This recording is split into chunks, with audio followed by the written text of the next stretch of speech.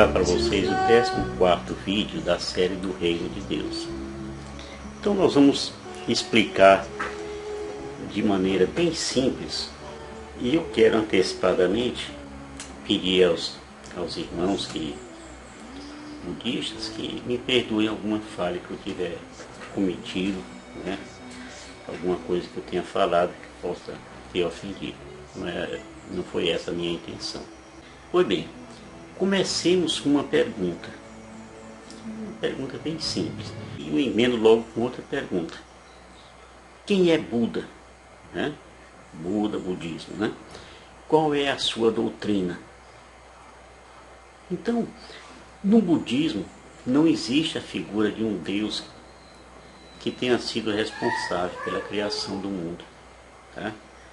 Para eles, cada um de nós é responsável por sua própria vida, e no decorrer dessa vida a pessoa cria o seu karma. Você já deve ter ouvido falar muito essa palavra karma, né? Por falar em karma, você sabe o que é que essa palavra significa?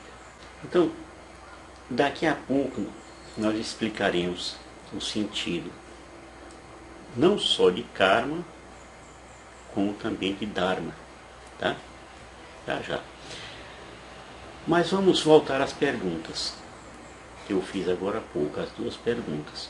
Os budistas acreditam em Deus? E quem é Buda? Né? No budismo se fala em reino dos deuses, né? Mas como uma ideia bem diferente da visão que nós cristãos temos. Né? Para ele, o reino dos deuses, olha lá, dos deuses, né? Tem um conceito bem parecido com o dos muçulmanos. Ou seja, os que vão lá para cima viverão uma vida de prazeres e de confortos. De novo aqui a meritocracia. Porém, chegando lá, se eles não tiverem um bom comportamento, tá? Eles acabam decaindo para os reinos inferiores. E nesses reinos inferiores eles não têm direito a nada, a não ser muito sofrimento.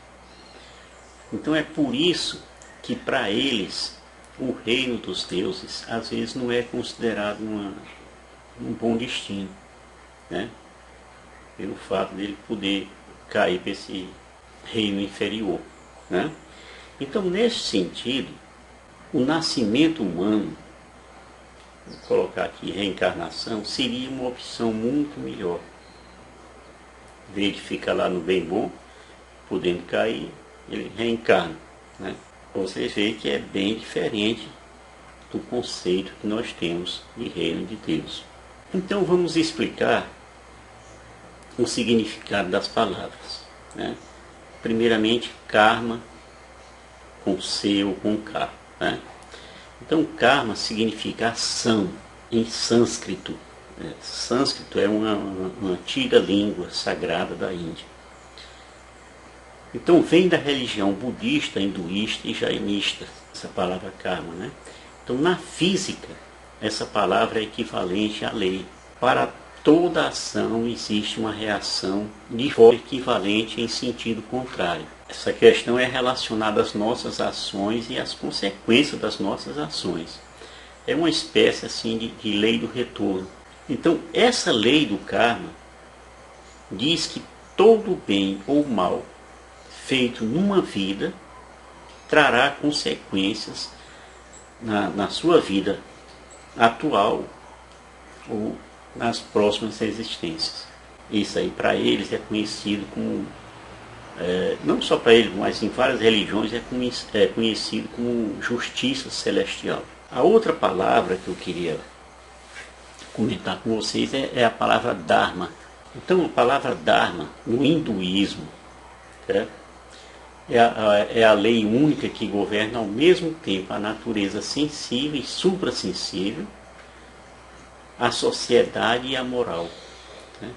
O Dharma ele rege a conduta individual, impondo de acordo com a casta, certo? e a posição que se ocupa na sociedade é a maneira correta de agir. Casta normalmente vem de família, né? Um conceito assim de coronelismo nosso aqui, né?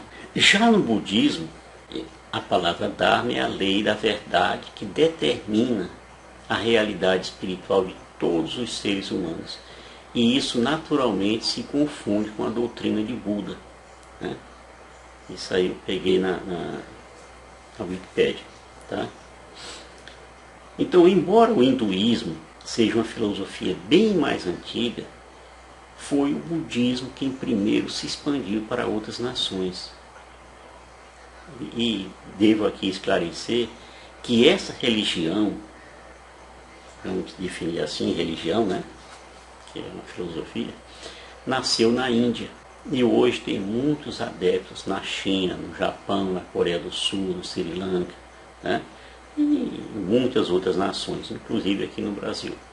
A pessoa de nome Siddhartha Gautama, que foi o fundador do budismo, tinha verdadeiramente a intenção de salvar o homem do mundo transformado pelo ódio, né, e cheio de miséria, como ele sempre presenciava.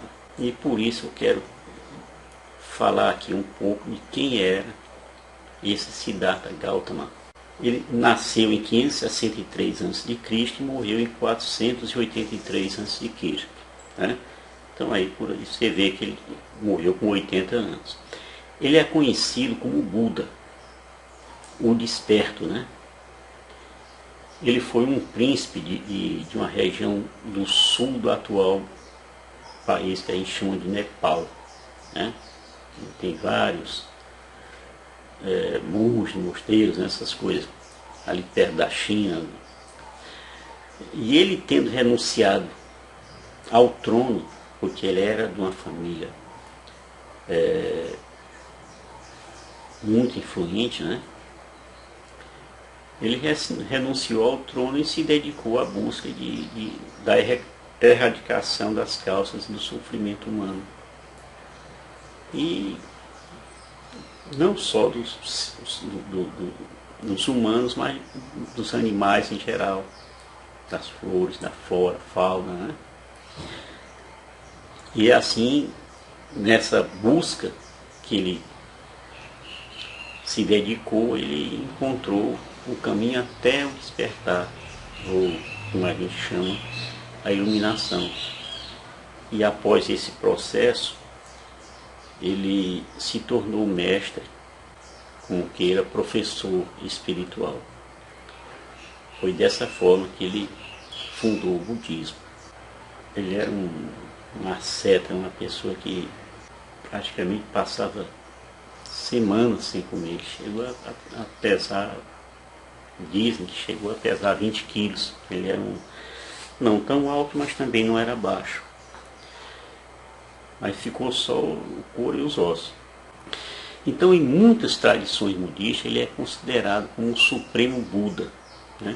E Buda a gente sabe que significa o desperto. Então, o budismo ele não se apega à questão da salvação da alma, e nem se apega também sobre essa questão do assunto aí do reino de Deus, pois ele está mais focado em conquistar seguidores que tenham interesse no seu crescimento espiritual.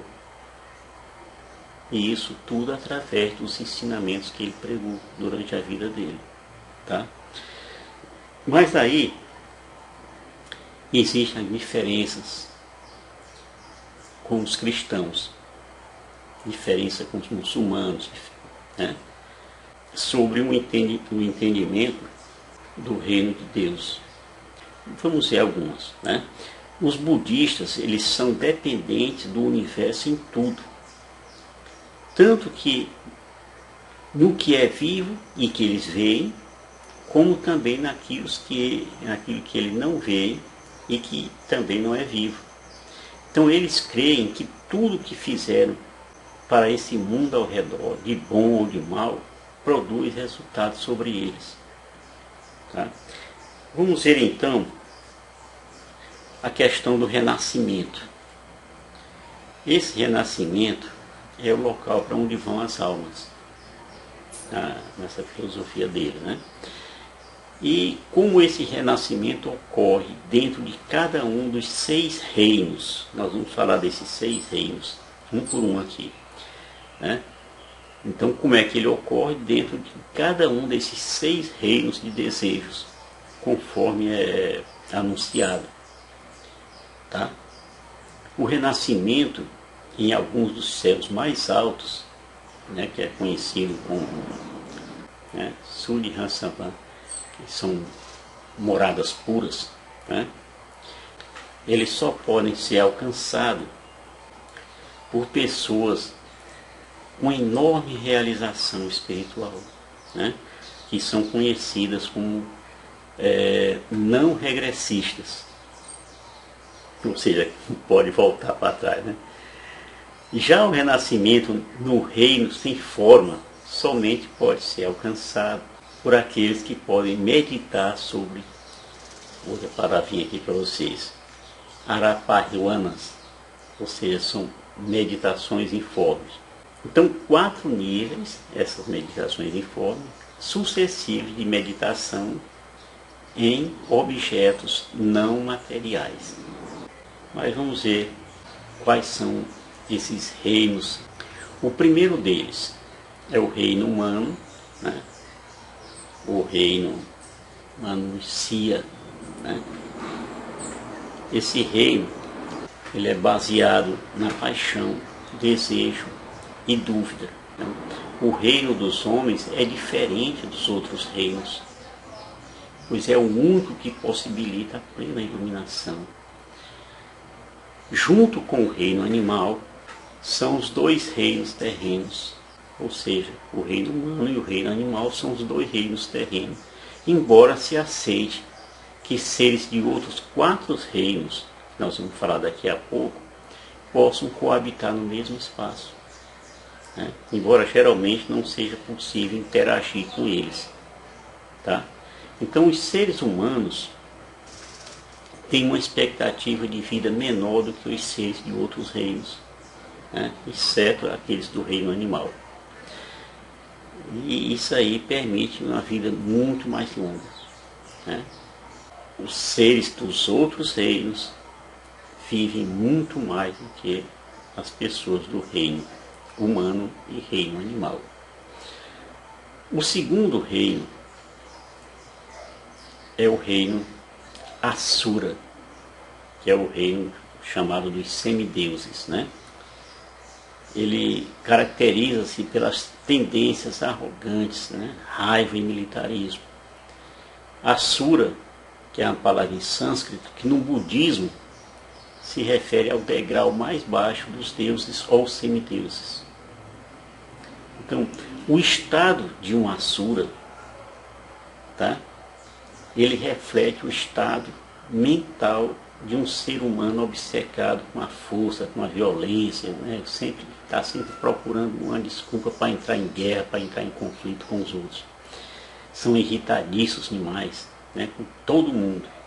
E também são incapazes de manter a calma e resolver problemas de forma pacífica. Com ele só vai mesmo na base da pancada. Então, em termos de poder, os Asuras estão acima dos seres humanos, né? Porém, eles estão abaixo dos outros deuses, que a gente vai ver ali em seguida. Os Asuras, eles geralmente são representados com 6 braços e 3 rostos, cada um com uma emoção diferente. O terceiro reino é o reino Deva, é o reino dos deuses. É um reino sim dotado de felicidade e orgulho, né? Essa palavra Deva é traduzida como Deus, porém não são seres oniscientes, onipotentes, onipresentes ou imortais. Para os budistas, os Devas são seres que habitam no céu, onde eles desfrutam de muitos prazeres em recompensa por seus feitos anteriores, ou seja, o que eles fizeram na vida. Lá nesse reino Deva vão receber uma meritocracia, né? A mesma lá dos muçulmanos. Então diz-se que a expectativa de vida de um Deva é pelo menos 9 milhões de anos. E isso não é concebível do ponto de vista humano, né? Coisa lá para os Deva lá, né? O quarto reino é o reino animal, que é chamado lá, se eu estou pronunciando correto, Tiriag Ioni, né? Ele é conhecido pelo tipo de existência de alguns animais. Então, os animais geralmente incluídos nesse reino são todas as espécies vivas com capacidade de deslocamento, né? E que sejam visíveis também. Isso aí deve incluir todos os vertebrados e muitos invertebrados, incluindo insetos, tá? Da mesma forma, os seres vivos não visíveis, como os micro-organismos, não são considerados animais. E, portanto, sua existência não é considerada na balança do karma, né? Por essa razão, os budistas não veem problemas éticos no uso de antibióticos. O quinto reino é o reino Preta, que é o reino dos fantasmas famintos. Esse aí deve ser terrível, né? Esse reino Preta é composto por espíritos atormentados e é baseado no estado de posse e desejo. Então são humanoides que estão perpetuamente famintos e sedentos, mas são incapazes de se saciar e vivem uma vida parecida com a dos desesperados, dos viciados, né? Que tentam apaziguar a fome que bate neles lá a todo tempo. Por isso é que eles são famintos o tempo todo. Então, tradicionalmente, isso é algo assim muito repugnante, humilhante. É como um cadáver humano, ou fezes, embora possa ser qualquer coisa. Por mais estranha que essa coisa possa parecer. Então, na aparência, são muito pálidos, magros, né, com a coluna curvada. O sexto reino é chamado de reino Naraka, ou seja, o reino dos Nirayas. Esse reino ele é semelhante ao que nós chamamos de inferno, né? E é também compreendido assim como fosse um purgatório. É um reino de sofrimentos. Entretanto, ele difere do inferno ocidental, daquilo que a gente já sabe e vê como inferno, né? Principalmente em dois aspectos. No primeiro aspecto, os seres não são enviados para Naraka como resultado de um julgamento divino. Tá? E segundo, a estadia no Naraka não é eterna. Pode até ser longa, mas não é eterna. Então viver em Naraka significa estar num estado de extremo terror o tempo todo, desamparado, com uma angústia total. Então, fisicamente, esse reino é uma longa cadeia de cavernas, né? A gente pode imaginar isso, uma longa cadeia de cavernas no interior da Terra. É um lugar de muito sofrimento, calor demais. Então, não confundir esse reino Naraka com o reino Preta, né? Lá no reino Preta, os seres são livres para se movimentar. E nesse Naraka aqui, os seres estão confinados ao seu mundo subterrâneo. Eles não podem sair de lá. Então, gente, é isso. Eu coloquei tudo isso aqui de uma forma resumida, certo? Porque eu apenas quis dar a noção do que é o reino de Deus na visão dos budistas, certo? Expliquei todas as diferenças, expliquei os 6 reinos que existem na doutrina budista, certo? Com todo respeito, e eu espero que você tenha compreendido um pouco melhor sobre esse assunto, tá bom? Tá certo? Shalom do Pai.